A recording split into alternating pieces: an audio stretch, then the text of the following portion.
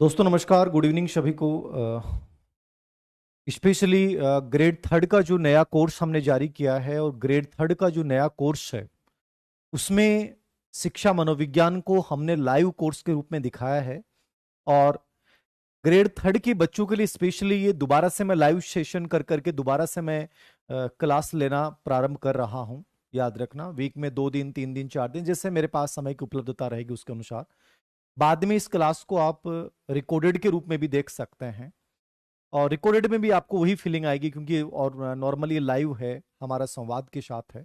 बस अनावश्यक चर्चाओं से बचते हुए हमें समझना है टॉपिक्स को। ये ग्रेड सेकंड ग्रेड फर्स्ट के बच्चों को भी इसमें जोड़ा गया है, उनको एक एक्स्ट्रा बेनिफिट इसके माध्यम से मिलेगा। जो टॉपिक इक्वल हैं, जो टॉपिक समान हैं, उन टॉपिक्स में फायदा मिलेगा। आज पहले टॉपिक की यदि अपन बात करें तो यदि ग्रेड थर्ड का जो नया सिलेबस साइकोलॉजी का आया है और ग्रेड सेकंड के सिलेबस की बात करें तो और ग्रेड फर्स्ट में भी ये उतना ही योग्य है, उपयोगी है, याद रखना। यद्यपि ग्रेड फर्स्ट में किशोर अधिगमकर्ता का विकास स्टार्ट होता है, लेकिन अपन जब परीक्षाओं के पेपर को देखते हैं तो हमें ये समझना पड़ेगा कि साइकोलॉजी एक ऐसा विषय है जहां आपको हर एक बिंदु को समझना पड़ता है, हर एक बिंदु तक आपको जाना पड़ता है। तो आज ग्रेड थर्ड की बात करें चाहे ग्रेड सेकंड की बात करें, कोई भी आप किसी भी शिक्षक भर्ती का किसी की भी आप तैयारी कर रहे हो, मैं कंप्लीट एक प्रकार से शिक्षक भर्ती के व्यापक दृष्टिकोण को रखते हुए करवा रहा हूं। स्पेशली जो है वो तीनों के सिलेबस को कवर करता है। लेकिन आप ये मान के चलिए कि चाहे आप भविष्य में रिट भी दें, चाहे सीटेट भी दें, चाहे टीजीटी दें, चाहे पीजीटी दें, कोई भी दुनिया का कोई भी एग्जाम दें कंपटीशन शिक्षक भर्ती का, तो आपको इस टॉपिक को बहुत शानदार तरीके से तैयार करना है, चाइल्ड डेवलपमेंट को। आज मैं इसी चाइल्ड डेवलपमेंट को आपको पढ़ाने जा रहा हूं। बाल विकास वास्तव में क्या है? जब नए ग्रेड थर्ड का सिलेबस की अपन बात करते हैं तो वहां एक सिलेबस में एक लाइन लिखी हुई है, बाल विकास का अर्थ और परिभाषा। यही जब रिट पढ़ते हैं तो वहां भी आपको इस सेम नाम देखने को मिलता है। जब ग्रेड सेकंड पढ़ते हैं तो वहां लिखा हुआ है ग्रोथ एंड डेवलपमेंट, और उसके बाद शारीरिक मानसिक सामाजिक विकास आ गया। कोई ज्यादा फर्क नहीं पड़ा है। किसी भी बिंदु को पढ़ने के लिए और समझने के लिए आपको उसके बेसिक बैकग्राउंड को समझना पड़ता है, याद रखना। सबसे पहले आपको ये जानना है कि सर बाल का मतलब क्या होता है। बाल का मतलब क्या है? बालक। और विकास का मतलब क्या होता है? परिवर्तन। विकास का मतलब क्या होता है? परिवर्तन, स्पेशली प्रोग्रेसिव चेंज। बाल विकास किसे कहेंगे? बाल विकास का मतलब तात्पर्य यह है कि बच्चे के गर्भाकाल से लेकर और किशोर अवस्था के प्रारंभ तक का अध्ययन। यानी कि एक प्रकार से दो विचारधाराएं हैं यहां पे। एक विचारधारा ये कहती है कि बच्चे के गर्भाकाल से लेकर और किशोर अवस्था के प्रारंभ तक का अध्ययन या परिपक्व अवस्था तक का अध्ययन। और एक विचारधारा ऐसी है जो ये कहती है कि बच्चे के जन्म से लेकर और परिपक्व अवस्था तक का अध्ययन। ठीक है। अब यहां अपन दो विचारधाराओं की बात करें तो सबसे पहले आपको अर्थ समझना है। तो अर्थ का मैंने आपको बता दिया, बाल विकास का मतलब क्या है। बाल विकास का मतलब है बालक के गर्भाकाल से लेकर, ठीक है, गर्भाकाल से लेकर और परिपक्व अवस्था तक का, परिपक्व अवस्था तक का व्यवस्थित अध्ययन। व्यवस्थित अध्ययन क्या कहलाएगा? बाल विकास कहलाएगा। सिंपल सी बात समझनी है कि आपसे पूछता है कि साहब बाल विकास का अर्थ क्या है। बाल मनोविज्ञान जिसको पहले कहा गया था वही वर्तमान में क्या बन चुका है? बाल विकास बन चुका है। एक शब्द आता है विकासात्मक मनोविज्ञान। विकासात्मक मनोविज्ञान का तात्पर्य होता है कि बच्चे के जन्म से लेकर या गर्भावस्था से लेकर और उसके जीवन पर्यंत जो अपन अध्ययन करते हैं, प्रौढ़ अवस्था वगैरह सब अवस्थाओं का अध्ययन, वो विकासात्मक मनोविज्ञान होता है। ठीक है। एक केवल मनोविज्ञान शब्द आता है तो मनोविज्ञान एक व्यापक विषय है। मनोविज्ञान की ब्रांचेज हैं, चाहे वो बाल मनोविज्ञान हो, चाहे शिक्षा मनोविज्ञान हो, चाहे विकासात्मक मनोविज्ञान हो। तो हमें यहां यह समझना है कि बाल विकास का मतलब क्या है। बालक का परिवर्तनों का अध्ययन, और ये परिवर्तनों का अध्ययन कहां से लेकर गर्भाकाल से लेकर परिपक्व अवस्था तक का अध्ययन। अब यहां पे आपको कुछ परिभाषाएं देखनी है। अब आपके दिमाग में जहन में प्रश्न आएगा कि सर परिभाषाएं क्या हमें पढ़नी चाहिए grade third grade second grade first? Grade second और ग्रेड फर्स्ट के जब एग्जाम पैटर्न को देखते हैं तो वहां परिभाषाएं आती हैं। ग्रेड थर्ड के अंतर्गत परिभाषाएं कम पूछी जाती हैं, लेकिन मैंने कहा कि रिस्क कभी नहीं लेना चाहिए जिंदगी में। जब पढ़ो कोई चीज को तो इतने शानदार तरीके से तैयार कर लो कि आपको उसके बाद कभी यह सोचना नहीं पड़े कि गुरुजी मैंने उस चीज को नहीं पढ़ा, मैंने उस कार्य को नहीं किया। मतलब मन में कभी किसी चीज की कसक बाकी मत रखो जिंदगी में। पढ़ने का बेहतरीन तरीका यह है कि जब मैं पढ़ने बैठ गया ना, तो मैं संपूर्णता बेस कंप्लीटली उसको तैयार करूंगा। परिभाषा की बात करें तो परिभाषाओं में सबसे इंपॉर्टेंट परिभाषा मानी जाती है करो एंड करो की। कि बाल विकास पे इनकी परिभाषा क्या है। इन्होंने कहा है, शॉर्ट एंड स्वीट समझिएगा, मेरे साथ साथ आपके याद हो जाना चाहिए, याद रखना, ठीक है। मेरे साथ साथ आपको याद हो जाना चाहिए। लाइव क्लासेस का फायदा यही है, आपको एक सजीवता महसूस होगी, जीवंतता महसूस होगी, और इस क्लास को आप बाद में भी देख सकते हैं। करो एंड करो ये कहता है कि बाल मनोविज्ञान वह वैज्ञानिक अध्ययन है। इसने क्या कहा है? बाल मनोविज्ञान वह वैज्ञानिक अध्ययन है जो गर्भाकाल से लेकर किशोर अवस्था के प्रारंभ तक का अध्ययन करता है। किशोर अवस्था के प्रारंभ तक का अध्ययन करता है। प्रारंभ का अध्ययन, ये किसने कहा है? करो एंड करो की परिभाषा है। ये परिभाषा अच्छी परिभाषाओं में मानी जाती है। आप परिभाषा याद करें तो करो एंड करो जरूर याद रखनी है कि बाल मनोविज्ञान वह वैज्ञानिक अध्ययन है। कौन सा अध्ययन है? वो साइंटिफिक स्टडी है जो गर्भाकाल से लेकर और किशोर अवस्था, एडोलेसेंस के प्रारंभ तक का अध्ययन करता है। उसको हम क्या बोलते हैं? बाल विकास बोलते हैं। ये किसने कहा? करो एंड करो ने। ऐसी एक परिभाषा दी है जेम्स ड्रेवर ने। अब आप कहोगे सर जेम्स ड्रेवर याद करनी चाहिए कि करने में नुकसान कुछ नहीं है। उत्तराखंड टेट में भी एक प्रश्न आया था, ठीक है। जेम्स ड्रेवर ने क्या कहा है? जेम्स ड्रेवर ये कहता है कि बच्चे के जन्म से लेकर और परिपक्व अवस्था तक का अध्ययन, ठीक है ना, जन्म से लेकर और परिपक्व अवस्था तक का जो अध्ययन है वो क्या कहलाता है? वो बाल विकास कहलाता। तो इसने गर्भाकाल की बात की, याद रखना। करो एंड करो को याद करने का बेहतरीन तरीका यही है कि वो गर्भाकाल से बात कर रहा है, ठीक है। और जेम्स ड्रेवर क्या बात कर रहा है? जेम्स ड्रेवर ये कह रहा है कि जन्म से परिपक्व अवस्था, जन्म से परिपक्व अवस्था तक प्रगतिशील परिवर्तन, प्रगतिशील परिवर्तन का अध्ययन, ये जेम्स ड्रेवर की परिभाषा है। जेम्स ड्रेवर ये कह रहा है कि जन्म से लेकर परिपक्व अवस्था तक का अध्ययन क्या कहलाता है? बाल विकास। तो मेरे साथ साथ लिखना चाहें तो आप लिख सकते हैं, याद रखना। लिखना चाहें तो आप लिख सकते हैं। अर्थ हो गया है बालक, बाल का मतलब बालक, विकास का मतलब परिवर्तन। गर्भाकाल से लेकर परिपक्व अवस्था तक का अध्ययन बाल विकास कहलाता है। करो एंड करो ने कहा है कि वह वैज्ञानिक अध्ययन है जो गर्भाकाल से लेकर किशोर अवस्था के प्रारंभ तक का अध्ययन करता है, ठीक है। जेम्स ड्रेवर ये कहता है कि जन्म से लेकर परिपक्व अवस्था तक प्रगतिशील परिवर्तनों का जो अध्ययन है वो क्या है? विकास है। ये परिभाषा आप लिखना चाहें लिख सकते हैं, ठीक है। लिखना चाहें तो लिख सकते हैं। एक परिभाषा ऐसी बरक ने दी थी, बरक इंपोर्टेंट नहीं, याद रखना। इसने एक लाइन जोड़ी थी, जन्म पूर्व अवस्था से, ठीक है ना, जन्म पूर्व अवस्था से परिपक्व अवस्था तक का अध्ययन, जन्म पूर्व अवस्था से परिपक्व अवस्था तक का अध्ययन। ये बरक की परिभाषा। जो बच्चे बहुत गंभीर हैं कि गुरुजी माने एक एक चीज, हमें एक एक चीज को समझना है, तो यहाँ थोड़ा सा आप बहुत रिस्क लेना नहीं चाहते हैं, तो वहां पे तीन परिभाषाएं, दो परिभाषाएं और चर्चा करूंगा अभी मैं, ठीक है। करो एंड करो की परिभाषा मोस्ट इंपोर्टेंट मानी जाती है, जरूर देखना है। जेम्स ड्रेवर भी अच्छी मानी जाती है, जन्म से लेकर परिपक्व अवस्था तक प्रगतिशील परिवर्तनों का अध्ययन। और बरक ने कहा कि जन्म पूर्व अवस्था से वही गर्भाकाल हो गया, परिपक्व अवस्था तक का अध्ययन क्या कहलाता है? बाल विकास, ठीक है। तो एक तो ये बेसिक इंट्रोडक्शन करवाया मैंने कि बाल विकास क्या है, ठीक है। एक परिभाषा यहां पे मैं और चर्चा करूंगा, मुनरो की चर्चा करूंगा मैं, मुनरो की परिभाषा चर्चा करूंगा। मुनरो ने क्या कहा है? मुनरो मुनरो ने कहा है कि भ्रूण अवस्था से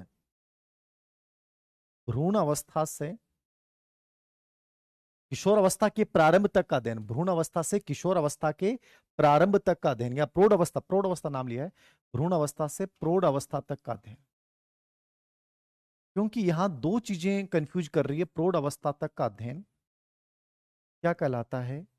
बाल विकास कहलाता है। अब याद रखना एक परिभाषा आई हुई है, एक ऐसा एक प्रश्न आया हुआ है वेबस्टर शब्दकोश, इसमें इसने परिभाषा तो यही दी है भ्रूण अवस्था से, लेकिन यहां भाषा का थोड़ा सा अंतर है। यहां परिपक्व अवस्था लिखा हुआ है। क्या लिखा हुआ है? परिपक्व अवस्था। मुनरो कहता है कि भ्रूण अवस्था से लेकर और प्रौढ़ अवस्था तक का अध्ययन क्या कहलाता है? बाल विकास कहलाता है। जबकि वेबस्टर कहता है भ्रूण अवस्था से परिपक्व अवस्था तक का अध्ययन क्या कहलाता है? बाल विकास कहलाता है। ठीक है, बाल विकास कहलाता है। समझ में आ गई बात? मुनरो की परिभाषा अच्छी मानी जाती है, वेबस्टर की आई है। एक उत्तराखंड का पेपर हुआ था, उसमें वेबस्टर वाली परिभाषा आई थी और बच्चों में कंफ्यूजन हो गया कि सर मुनरो करेंगे वेबस्टर करें। तो ये इसने भ्रूण अवस्था से परिपक्व अवस्था तक का नाम ले दिया और इसकी जो परिभाषा में शब्द है वो प्रौढ़ अवस्था शब्द है। क्या है? प्रौढ़ अवस्था शब्द है मुनरो की परिभाषा में, तो आप इसको देख सकते हैं। ठीक है, तो नॉर्मली आपसे पूछा जाता है कि सर बाल विकास क्या है? तो बाल विकास का मतलब ये समझना है कि गर्भाकाल से लेकर किशोर अवस्था के प्रारंभ तक का अध्ययन बाल विकास कहलाता है। ये आपको समझना है। और बाल विकास के अंतर्गत आपको ये देखना है कि बाल विकास का अर्थ के ऊपर अलग अलग परिभाषाएं दी हैं। तो पहली परिभाषा मैंने कहा कि बाल का मतलब बालक, विकास का मतलब परिवर्तन। करो एंड करो की परिभाषा बाल मनोविज्ञान या बाल विकास वो वैज्ञानिक अध्ययन है जिसमें गर्भाकाल से लेकर किशोर अवस्था के प्रारंभ तक का अध्ययन किया जाता है। जेम्स ड्रेवर ने कहा है कि जन्म से लेकर परिपक्व अवस्था तक का प्रगतिशील परिवर्तन का अध्ययन क्या कहलाता है? बाल विकास कहलाता है। और मुनरो ने क्या कहा है कि भ्रूण अवस्था से प्रौढ़ अवस्था तक का अध्ययन क्या कहलाता है? बाल विकास कहलाता है। तो ये एक प्रकार से बाल विकास का अर्थ, जो ग्रेड थर्ड का आपका एक शब्द है कि बाल विकास का अर्थ क्या है, तो ये आपको अर्थ में याद रखना है। थोड़ा सा मैं एक मौखिकली चर्चा कर रहा हूं, लिखा कुछ नहीं रहा हूं। आपको रीड के समय भी पढ़ाया गया है, मेरी वाली किताब आपके पास जरूर होगी। और किताब है तो आपके पास कोई नोट्स की जरूरत नहीं है। सबसे बड़ी बात, आप में से बच्चे कहते हैं कि सर हमें नोट्स कहां से मिलेंगे, क्या मिलेंगे? मुझे लगता है कि यदि आपके पास साइकोलॉजी वाली चाहे ग्रेड फर्स्ट की किताब हो, रीट की ग्रेड थर्ड की करना चाहते हैं तो सेकंड ग्रेड वाली किताब हो, या आपके पास समग्र मनोविज्ञान किताब हो, तो जैसे समग्र मनोविज्ञान किताब है तो आप उस किताब को देखते रहें। मैं कोर्स में जब करवा रहा हूं आपको, तो मैं कोर्स के अंतर्गत आपको कोई भी अपडेट होगा वो कोर्स में आ जाएगा। मुझे लगेगा कि ये चीज नई है, ये आपको पढ़नी चाहिए, वो मैं कोर्स में अपडेट करवा दूंगा। इस चीज को जानना चाहिए वो बता दूंगा। पूरे कोर्स में मैं आपको ये भी बताऊंगा कि क्या चीज महत्वपूर्ण है और क्या चीज महत्वपूर्ण नहीं है। हर चीज की मैं चर्चा करूंगा। कोर्स का फायदा यह है कि साइकोलॉजी आपकी अंगुलियों पे याद हो जाएगी, बट नोट्स के रूप में आप बार बार डिमांड नहीं करें। नोट्स के रूप में आपके पास 100 रुपए की किताब, आप 150 रुपए की, 200 रुपए की किताब लेके आ गए, वो हमेशा के लिए आपके पास नोट्स हो गया। उस किताब में मान लीजिए मैं पढ़ाते समय कोई नई चीज मैंने मेंटेन कर दी, उसी किताब में आपने वहां एंट्री कर दी। आप तो वीडियो को एंजॉय करें। जब मेरी क्लास लें तो कंप्लीटली आप तल्लीन होकर और बैठ जाएं और आनंद आना चाहिए कि सर मजो आ रहे हो, बस आनंद लो। साइकोलॉजी से अपने आप को जोड़ लो, कंप्लीटली कॉन्शियस माइंड में वर्तमान से जोड़ते हुए मनोविज्ञान को पढ़ो, मजा आएगा। ऐसा नहीं हो सकता कि मनोविज्ञान समझ में नहीं आए। कितनी बार मैंने करवा दिया है, दोबारा लाइव क्लासेस शुरू करी हैं, देख लो आप लोगों के लिए सर। ठीक है, ये अर्थ हो गया। अब यहां मौखिकली मेरी 4 से 5 बातें याद रखिएगा। मौखिकली 4 से 5 बातें याद रखिएगा। बाल विकास पे जो सबसे पहले कार्य किया था, ग्रेड थर्ड के हिसाब से उपयोगी चीजें याद रखना। बाल विकास पे सबसे पहले कार्य किया था वो कोमिनियस ने किया था। किसने किया था? कोमिनियस ने किया था 16वीं शताब्दी में। जब इन्होंने 17वीं शताब्दी में, 16वीं 17वीं शताब्दी में इन्होंने स्कूल ऑफ इन्फेंसी की स्थापना की थी 1628 में, जिसमें इन्होंने बच्चों की शिक्षा के ऊपर बात की। फिर बाल विकास का वैज्ञानिक अध्ययन, तो सबसे पहले अध्ययन तो कॉमिनियस ने किया। बाल विकास का वैज्ञानिक अध्ययन किसने किया है? पेस्टोलॉजी। हल्का सा याद रखना है, पेस्टोलॉजी ने 1774 में बाल विकास का क्या किया था? वैज्ञानिक अध्ययन। ग्रेड थर्ड के हिसाब से ठीक हो सकता है। वैज्ञानिक अध्ययन पेस्टोलॉजी ने किया। बाल अध्ययन आंदोलन किसने चलाया है? तो बाल अध्ययन आंदोलन जो चलाया है वो किसने चलाया है? स्टेनले हॉल ने। किसने चलाया है? स्टेनले हॉल ने बाल अध्ययन आंदोलन चलाया था 19वीं शताब्दी में अमेरिका में। कहां पे चलाया? अमेरिका में इन्होंने चलाया था 19वीं शताब्दी में बाल अध्ययन आंदोलन, जिसमें इन्होंने 2 समितियों की स्थापना की, बाल अध्ययन समिति और बाल कल्याण समिति। और ये पहले आदमी थे जिन्होंने बाल विकास का पेडालॉजिकल, एक सेमिनरी इनकी मैगजीन थी, उनके माध्यम से बाल विकास का वैज्ञानिक अध्ययन किया।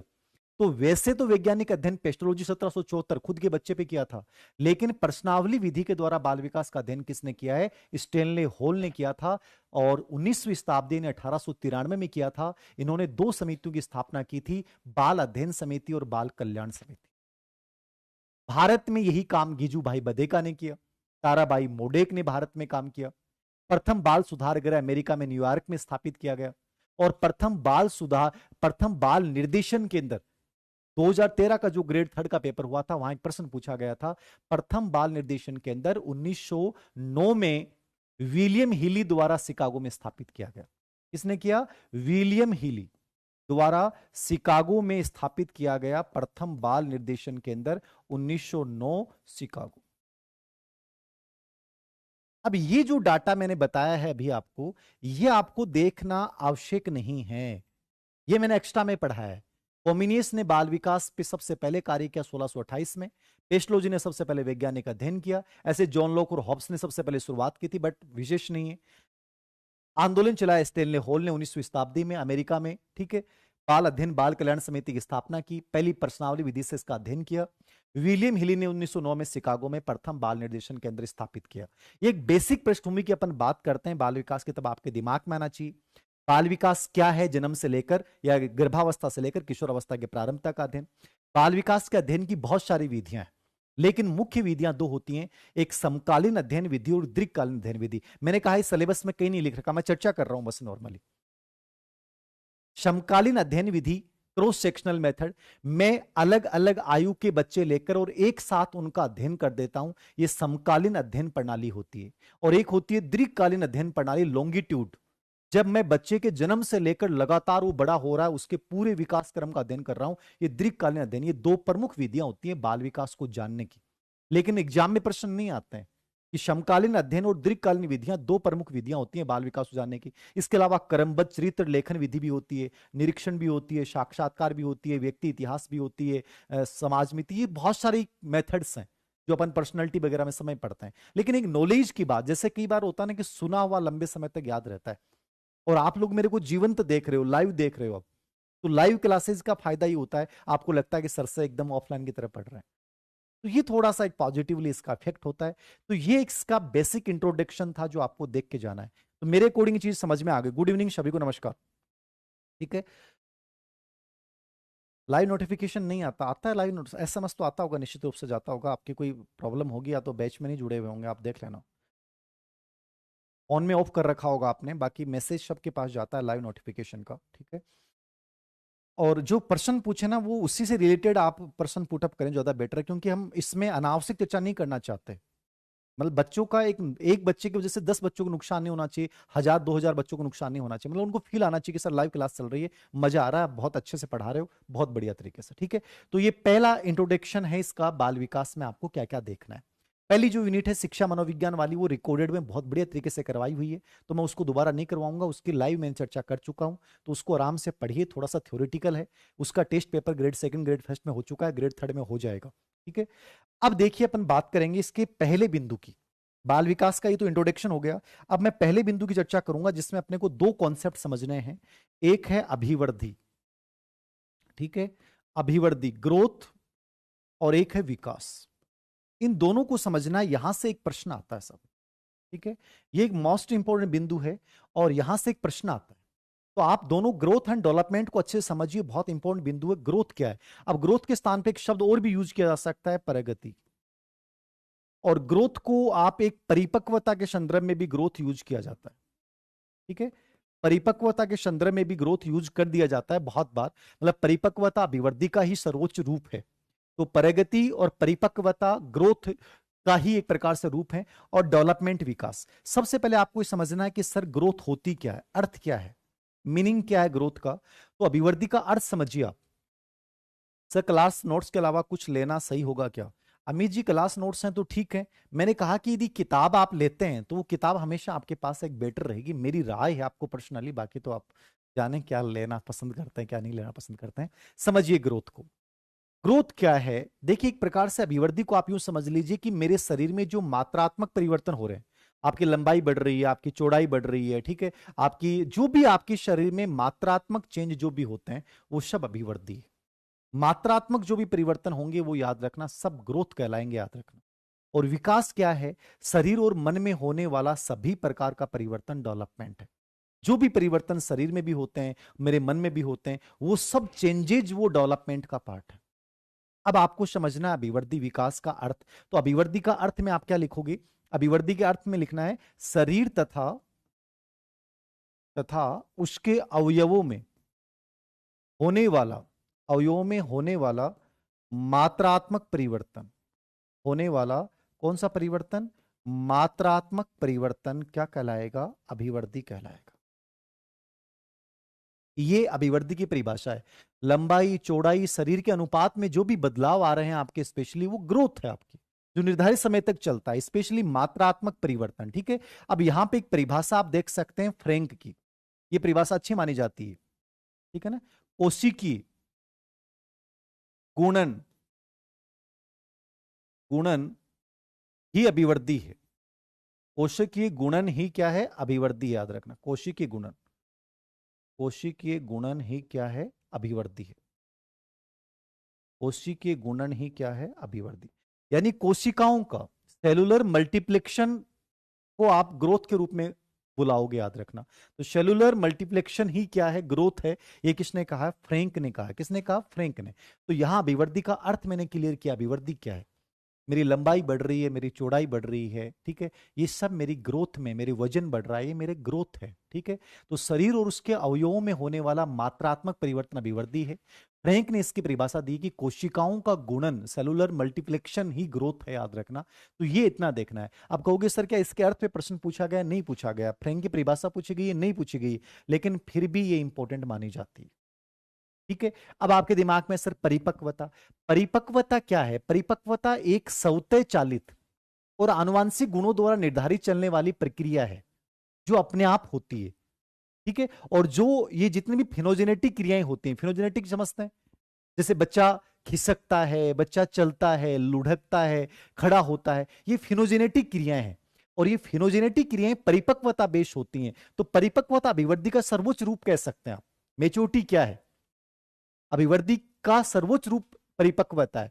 अब परिपक्वता और अधिगम दोनों मिलकर विकास को संभव बनाते हैं, क्योंकि विदाउट मेच्योरिटी, विदाउट लर्निंग विकास संभव नहीं है। परिपक्वता और अधिगम दोनों मिलकर विकास संभव बनाते हैं। परिपक्वता गुणा अधिगम बराबर विकास, परिपक्वता गुणा अधिगम बराबर विकास। तो यहां तक आपके समझ में आ गया? परिपक्वता क्या मतलब? परिपक्वता स्वतः चलने वाली प्रक्रिया, ठीक है ना, जो आनुवांशिक गुणों द्वारा निर्धारित होती है, ठीक है, जो शारीरिक परिवर्तनों को व्यक्त करती है, वो परिपक्वता है। लिखना चाहें तो लिख लें आप। दिव्या जी, नॉर्मली तो मैं बात कर लेता हूं, टाइम की उपलब्धता कम रहती है, इसलिए सभी बच्चों से बात करना पॉसिबल नहीं होता है, बट बहुत जेन्युइन आपकी प्रॉब्लम्स हो तो आप बताएं, मैं बात करूंगा। ठीक है, तो लिख लें, एक गेशेल की परिभाषा लिख सकते हैं इस पे।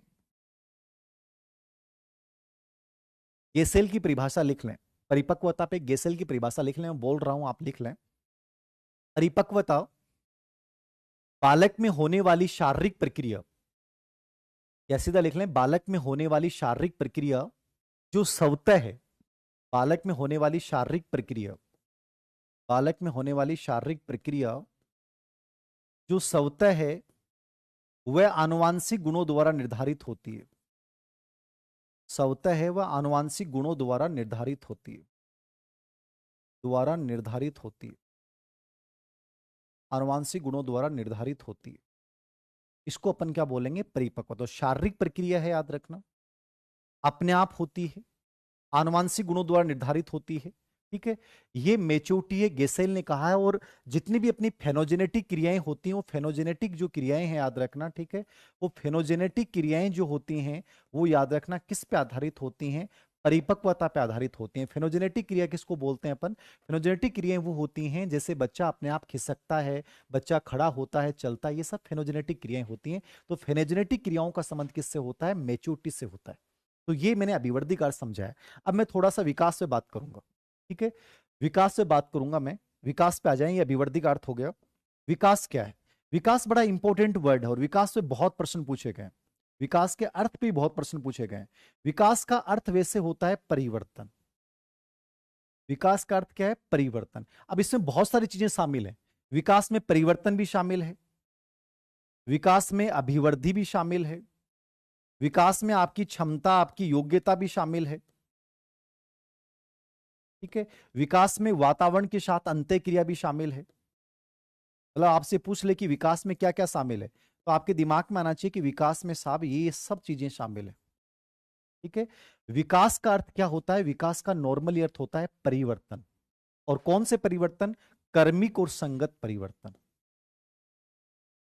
ऑर्डरली और संगत। कर्मिक और संगत जो परिवर्तन होते हैं उसको अपन क्या बोलते हैं? विकास बोलते हैं। तो विकास का शाब्दिक अर्थ क्या होता है? चेंज होता है, परिवर्तन होता है, याद रखना। क्या होता है? चेंज, परिवर्तन होता है। तो कर्मिक और संगत परिवर्तन को अपन क्या बोलेंगे? विकास बोलेंगे, याद रखना, ठीक है। कर्मिक और संगत परिवर्तन किस में आ जाएंगे? विकास में आ जाएंगे, ठीक है। इसमें क्या क्या शामिल है? आपसे प्रश्न पूछेगा विकास में क्या क्या शामिल है। तो विकास में क्या क्या शामिल है? विकास में परिवर्तन भी शामिल है, विकास में ग्रोथ भी शामिल है, विकास में योग्यताएं कुशलताएं भी शामिल हैं, और विकास में वातावरण के साथ अंतः क्रिया भी शामिल है। दिव्या जी, मैं वैसे मोटिवेट बहुत करता हूँ, यूट्यूब पे भी करता हूँ, और आप लोग तो कोर्स से जुड़े हुए हैं, तो वैसे ही मैं बहुत प्रेरित करता हूँ, और मैं हमेशा आपको बोलता हूँ भी, कभी आपको कमजोर नहीं मानना अपने आप को। आप सब लोग बहुत स्ट्रोंग हैं। एक्चुअली होता क्या है कि हम लोग अपनी बहुत बार अंतर शक्तियों को भूल जाते हैं। हम अपने आप को भीड़ में शामिल कर लेते हैं, आप लोग भीड़ का हिस्सा होते नहीं हो।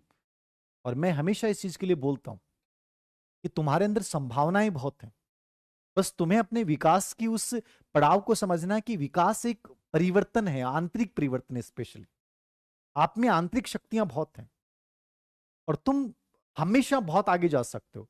एक्चुअली हम पीछे की ओर देख के और हमें डर लगने लग जाता है कि मेरे पीछे ऐसा मेरे साथ हुआ, मेरे साथ ही ऐसा क्यों हुआ, मैं अच्छा नहीं कर पाई, अच्छा नहीं कर पाया। वो पीछे की जो है सफलताएं हैं वो हमें डराती हैं। जबकि मैं हमेशा कहता हूं वर्तमान को देखिए और भविष्य के बारे में पॉजिटिव इमेजिनेशन कीजिए, अपने आप को बनते हुए देखिए। आप जैसा अपने बारे में प्रतिरूप बनाएंगे आप वैसा बन जाएंगे।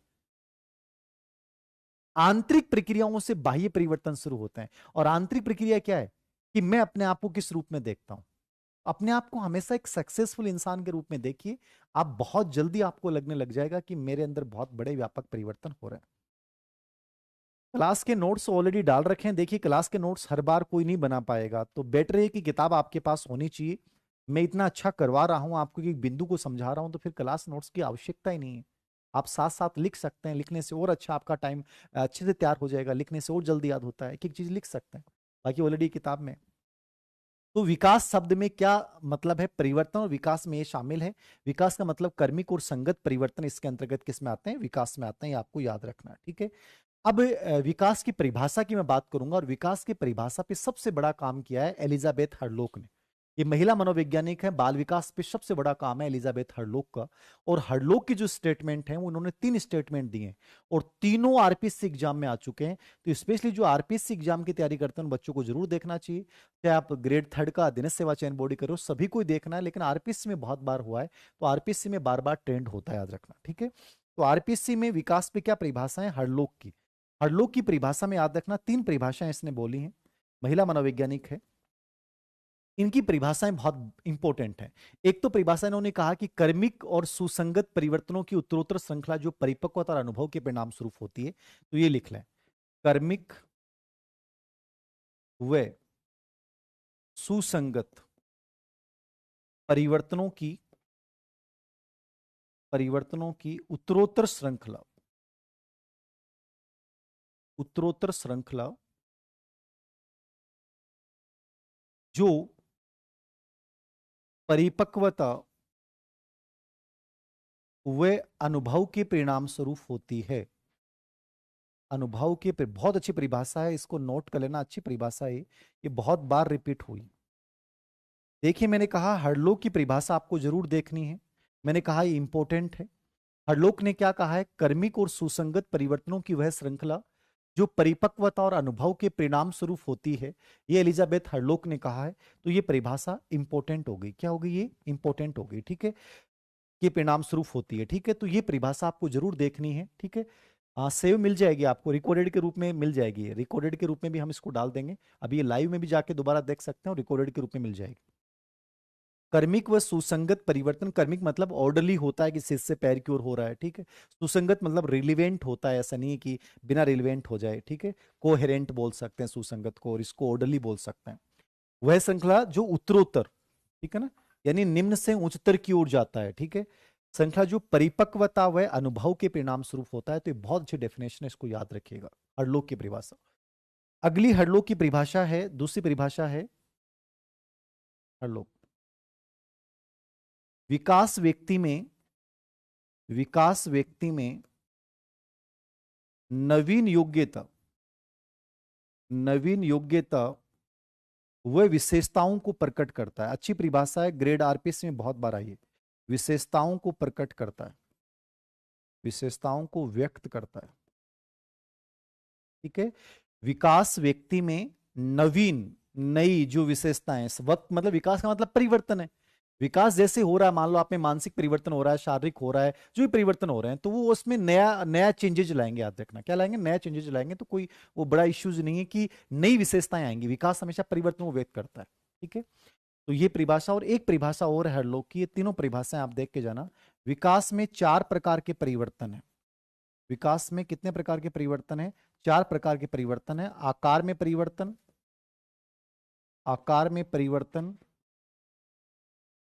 अनुपात में परिवर्तन, आकार में परिवर्तन, अनुपात में परिवर्तन, पुराने चिन्ह का लोप होना,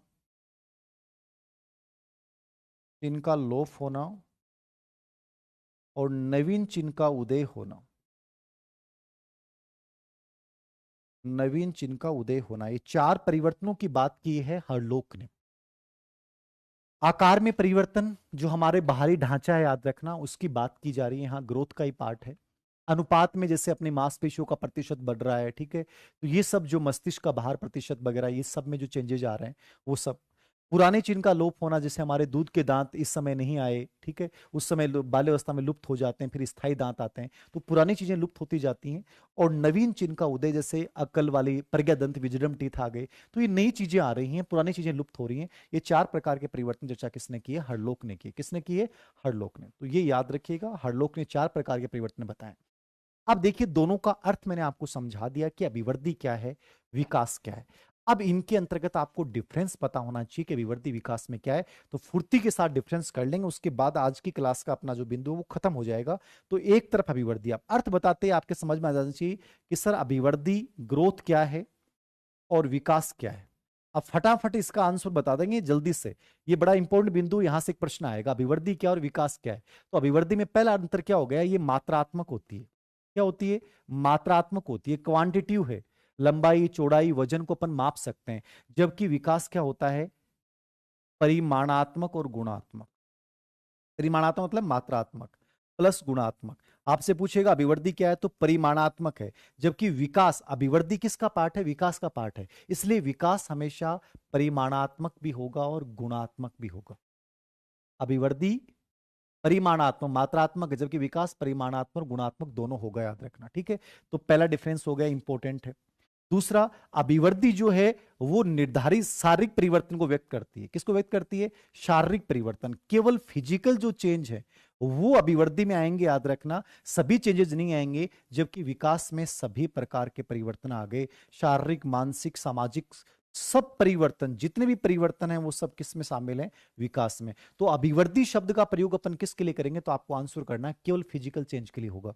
ये प्रश्न भी एग्जाम में आ गया। तीसरा, अभिवृद्धि निर्धारित समय तक, मतलब परिपक्व अवस्था तक चलेगी, इसके बाद ग्रोथ नहीं होती है। जबकि विकास सतत होता है।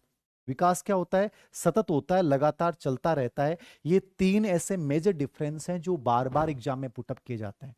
अभिवृद्धि मात्रात्मक है, विकास परिमाणात्मक और गुणात्मक। परिमाणात्मक और मात्रात्मक एक ही बात होती है। अभिवृद्धि केवल फिजिकल चेंज, या आपसे प्रश्न पूछेगा शारीरिक परिवर्तनों के लिए किस शब्द का प्रयोग करेंगे, आपका दोगे ग्रोथ का करेंगे। ठीक है। विकास का किसके लिए करेंगे? तो आपका दोगे सर सभी प्रकार के परिवर्तनों के लिए करेंगे। ठीक है। अभिवृद्धि कहां तक चलती है? तो अभिवृद्धि केवल निर्धारित समय तक, किशोर अवस्था तक, परिपक्व अवस्था तक। लेकिन विकास तो आज भी हो रहा है। आप मेरे से पढ़ रहे हैं, इस समय भी आपका डेवलपमेंट हो रहा है, बाद में भी होगा। तो जिंदगी पर चलने वाली प्रक्रिया है। बाकी विकास सिद्धांत में पढ़ाऊंगा, उसमें और चर्चा करूंगा, याद रखना। तो ये तीनों अंतर बेसिक अंतर हैं जो आपको समझना है। इसके अलावा भी अंतर है।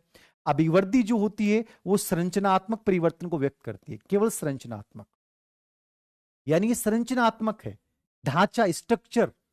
आपकी जो बाहरी परिवर्तन आ रहे हैं वो सब अभिवृद्धि है, तो ये संरचनात्मक है। विकास संरचनात्मक तो होगा ही। क्यों होगा संरचनात्मक?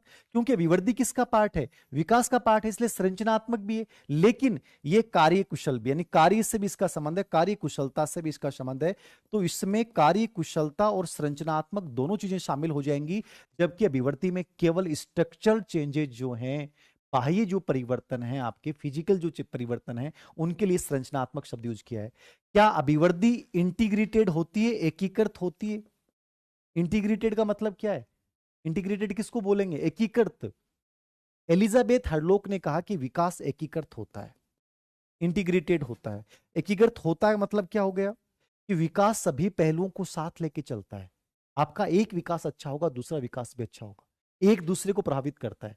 तो ग्रोथ तो ऑलरेडी एक ही पक्षीय है, वो तो केवल फिजिकल चेंज की बात कर रहा है। इसलिए ये हमेशा क्या होता है? ये एकीकृत नहीं होती, ये एकीकृत नहीं होती, और विकास एकीकृत होता है। ये इंटीग्रेटेड होता है, इंटीग्रेटेड नहीं होती। समझ में आ रही है? बहुत इंपॉर्टेंट बातें याद रखना। अभिवृद्धि जो होती है वो रेखीय होती है। क्या होती है? रेखीय, लीनियर होती है। देखिए मतलब लीनियर, सीधी चलती है, एक दिशा में चलती है। विकास वर्तुलाकार है। वर्तुलाकार मतलब स्पाइरल है, स्पाइरल है, यूं चलता है, पूर्व अनुभव को जोड़ते हुए, पुरानी विशेषताओं को जोड़ते हुए नई विशेषताओं को अर्जित करते हुए आगे बढ़ता है। तो ये स्पाइरल होता है विकास, जबकि ग्रोथ हमेशा लीनियर होती है। ये मापन का विषय है। इसका विषय है ये मापन का विषय है, कितना है, और ये मूल्यांकन का विषय है। ये मूल्यांकन का विषय है। अभिवृद्धि जो होती है वो केवल रचनात्मक होती है, याद रखना। क्या होती है? रचनात्मक, मतलब इसमें बढ़ोतरी होगी। लेकिन विकास याद रखना रचनात्मक भी होता है। विकास क्या होता है? रचनात्मक भी होगा। विकास रचनात्मक भी होगा और विनाशात्मक, यानी इसमें हास भी होता है। रचनात्मक और विनाशात्मक, इसमें केवल बढ़ोतरी, इसमें रचनात्मक विनाशात्मक दोनों है। ठीक है, ये इसके मेजर डिफरेंस है जो आपको समझना है। लिखना चाहो तो आप लिख सकते हैं। तो आपको इससे कितना कैसे याद रह जाता है? कोई भी लाइन ही नहीं जोड़ते बुक की। इतनी समय से मोहब्बत है साइकोलॉजी से। आपको जिस दिन अपने लक्ष्य से, अपने काम से पैशन हो जाता है, उस दिन बहुत अच्छा कर पाते हैं। जब पढ़ाई आपको बहुत अच्छी लगने लग जाती है, इसका मतलब परिणाम देगी वो। जिंदगी में कोई चीज जब बहुत अच्छी लगने लग जाती है ना, तो वहां आउटकम्स आते हैं। मुझे पढ़ना बहुत अच्छा लगता है, मुझे किताबों से बहुत मोहब्बत है, इसलिए मुझे बेटर है, मुझे हर चीज याद हो जाती है। अपन जितनी किसी चीज से दूर भागेंगे, वो उसका आउटकम्स उतना ही बड़ा खराब आएगा। इसलिए हमेशा पढ़ाई को इंटरेस्ट के रूप में ले, कि सर मजा आ रहा है, आपकी क्लास ले रहे हैं, बहुत अच्छा लग रहा है सर, अच्छा लग रहा है, सब चीजें अच्छा आराम से याद हो रही हैं। एक आप इसको बोझ मान के पढ़ोगे। आज की जो मैंने क्लास ली, 1% वाला बिंदु है, और आपने बड़ा इंटरेस्ट के साथ इसको ले लिया, बड़ा मजा आया, सर की एक चीज को देख लिया, तो ये आउटकम्स देके जाएगी। लाइफ में कोई भी कार्य को करना है तो खुशी के साथ करें, मजा आएगा, वो आनंद देके जाएगी। और कोई कार्य को अपन करते हैं, वो उसको बोझ मान के करते हैं कि सर पढ़ना पड़ेगा, कैसे पढ़ेंगे, कैसे होगा, तो वो चीजें फिर प्रॉब्लम्स क्रिएट करने लग जाती हैं। लाइफ बहुत सुंदर है, इसमें होने वाली हर घटना सुंदर है, हमारी सफलताएं बहुत सुंदर, हमारी असफलताएं बहुत सुंदर है। तुम्हारा नजरिया क्या है उन चीजों के प्रति, ये सब कुछ तय करता है कि तुम जिंदगी में कितनी ऊंचाइयों पे जाओगे। और हमें हमारा नजरिया बहुत गजब का बनाना है, ये चीज याद रखना। लावेश कह रहा है, लवेश जी चौधरी, लड़की एक लड़का, पहले तो ये बताओ, डीपी तो लड़की की लगा रखी है, लड़का है पति भी पता नहीं चलता, दिख नहीं रहा है। देखो, अभिवृद्धि मात्रात्मक है, विकास परिमाणात्मक और गुणात्मक है। अभिवृद्धि शारीरिक परिवर्तन है, विकास में सभी प्रकार के परिवर्तन है। अभिवृद्धि निर्धारित समय तक चलती है, विकास निरंतर सतत चलता है। अभिवृद्धि संरचनात्मक परिवर्तन को व्यक्त करती है, स्ट्रक्चर बाहरी परिवर्तन। विकास संरचनात्मक प्लस कार्य कुशलता दोनों को व्यक्त, किसको व्यक्त करेगा? संरचनात्मक और कार्य कुशलता दोनों को व्यक्त करेगा। ठीक है, अभिवृद्धि जो होती है वो रेखीय, लीनियर, लीनियर का मतलब होता है सीधा, एक दिशा में चलना। ठीक है, और विकास वर्तुलाकार मतलब स्पाइरल होगा, पूर्व अनुभव से जोड़ते हुए आगे बढ़ता है। ठीक है, गर्ल्स हूं सर, बहुत बढ़िया। लवेश, लवेश चौधरी है ना। अभिवृद्धि जो है उसको मापन किया जा सकता है, विकास मूल्यांकन का विषय है। ठीक है ना, ये मापन का है, कितना है, और ये कैसा है, कितना अच्छा है, ये डेवलपमेंट की बात है। अभिवृद्धि रचनात्मक है, विकास रचनात्मक और विनाशात्मक दोनों है। तो यहां तक समझ में आया कि नहीं, यहां देख लें आप एक बार, ये एक बार बताते हैं मेरे को, यहां तक क्लियर है? कोई बच्चे के डाउट है यहां तक? तो आप क्लास देखते हैं, बहुत मोटिवेट होते हैं, बहुत बढ़िया है। यहां तक कोई डाउट है तो बता दें, आपको मैं दोबारा बता दूंगा। अरे दिख कैसे नहीं रहा है? कंप्लीट दिख रहा है आपको, कैसे नहीं दिख रहा? मैं नहीं दिख रहा है कि कुछ जो लिख रखा है वो नहीं दिख रहा? फोन में प्रॉब्लम होगी, आपका इंटरनेट कमजोर होगा। ठीक है, ये परिवर्तन मुख्य परिवर्तन है। इसके अलावा आप दो तीन परिवर्तनों की ओर मैं चर्चा कर रहा हूं, इसको देख लेना। दो तीन परिवर्तन ये हैं, क्या अभिवृद्धि जो होती है ना उसको प्रत्यक्ष देखा जा सकता है, अभिवृद्धि को प्रत्यक्ष अपन देख सकते हैं, याद रखना। और विकास जो होता है ना उसको प्रत्यक्ष अपन देख नहीं सकते, केवल अनुभव कर सकते हैं। क्या कर सकते हैं? अनुभव कर सकते हैं, ये याद रखना। एक ही बिंदु आता है, क्या बिना अभिवृद्धि के विकास संभव है? देखिए, विकास वैसे पहले प्रारंभ होता है। विकास क्या होता है? पहले प्रारंभ होता है। अभिवृद्धि से भी पहले प्रारंभ विकास होता है, हमेशा याद रखना। विकास अभिवृद्धि से पहले की प्रक्रिया है, अभिवृद्धि बाद में होती है। अभिवृद्धि बाद में प्रारंभ होगी और पहले खत्म हो जाएगी। विकास पहले प्रारंभ होता है और लास्ट तक चलता है। तो विकास पहले प्रारंभ होगा, अभिवृद्धि बाद में, और विकास लंबे समय चलेगा, अभिवृद्धि पहले खत्म हो जाएगी। बिना अभिवृद्धि के भी विकास संभव है क्या? तो याद रखना, प्रत्यक्ष सार्थक वृद्धि यानी प्रत्यक्ष अभिवृद्धि के बिना भी विकास संभव है। विकास संभव है, ये याद रखना। ग्रोथ नहीं हो रही आपकी। अभी मैं आपको पढ़ा रहा हूं, बाल विकास चल रहा है, पहला पार्ट चल रहा है। अभी आपका मानसिक विकास, संकल्पनात्मक विकास हो रहा है, लेकिन आपकी ग्रोथ थोड़ी हो रही है। ग्रोथ तो हो चुकी है आपकी, लेकिन विकास तो अभी भी हो रहा है। तो विदाउट ग्रोथ भी विकास चलता है, ये बात याद रखना। तो प्रत्यक्ष अभिवृद्धि के भी विकास संभव है। विकास पहले प्रारंभ होता है और लास्ट तक चलता है, अभिवृद्धि बाद में प्रारंभ होती है, और विकास की अवस्था सबसे तेज गर्भावस्था होती है। वैसे मेरिडिथ जो है, मेरिडिथ, उन्होंने कहा कि 0 से 2 वर्ष में सबसे गजब की अभिवृद्धि ग्रोथ होती है आपकी। फिर 2 से 11 या 12 वर्ष तक आपकी विकास की गति धीमी हो जाती है। फिर 12 से 15 या 16 वर्ष में फिर विकास तेज होता है, और फिर 16 वर्ष के बाद विकास अभिवृद्धि फिर डाउन हो जाता है। ये मेरिडिथ का व्यक्तिगत स्टेटमेंट है, बहुत बार एग्जाम में आता है। तो मेरिडिथ ने माना था 0 से 2 वर्ष में सबसे तेज, 2 से 12 वर्ष में धीमा, और 12 वर्ष के 16 वर्ष के बीच फिर तेज, और 16 वर्ष के बाद फिर धीमा हो जाता है। ठीक है, तो ये अभिवृद्धि और विकास के अंतर हैं, इनको याद रखिएगा, इंपॉर्टेंट है। अब कुछ और विशेषताएं स्पेशली आप नोट कर लेना, चाहे सुन लीजिएगा। क्या अभिवृद्धि सांस्कृतिक परिवर्तनों से, विकास क्या सांस्कृतिक परिवर्तनों से प्रभावित होता है? तो याद रखिएगा इस चीज को, विकास जो होता है, ये छोटे बिंदु हैं। विकास सामाजिक, सांस्कृतिक और ऐतिहासिक कारकों से भी प्रभावित होता है। क्या होता है? प्रभावित होता है, याद रखना। क्या विकास लचीला योग्य होता है, संशोधन योग्य होता है? तो याद रखना, विकास लचीला या संशोधन योग्य होता है, यानी विकास में लचीलापन पाया जाता है, याद रखना। ठीक है, विकास के अपने खतरे होते हैं। खतरे का मतलब होता है, विकास जो है वो ऊपर चढ़ते हुए नीचे भी आ सकता है। ठीक है ना, विकास के रचनात्मक विनाशात्मक दो रूप में, तो विकास के अपने खतरे होते हैं। और प्रारंभिक विकास परवर्ती विकास से महत्वपूर्ण होता है। प्रारंभिक विकास परवर्ती विकास से क्या होता है? महत्वपूर्ण होता है, याद रखना। जो शुरुआत का आपका 0 से 5-6 वर्ष का विकास है, वो आपके बाद के विकास से बहुत इंपॉर्टेंट होता है। प्रारंभिक विकास परवर्ती विकास से महत्वपूर्ण होता है। विकास के अपने खतरे होते हैं। विकास संशोधन योग्य होता है। विकास में लचीलापन पाया जाता है। विकास सामाजिक, सांस्कृतिक, ऐतिहासिक दशाओं से क्या होता है? प्रभावित होता है, याद रखना। ठीक है, विकास संचयी होता है। संचयी मतलब वर्तुलाकार।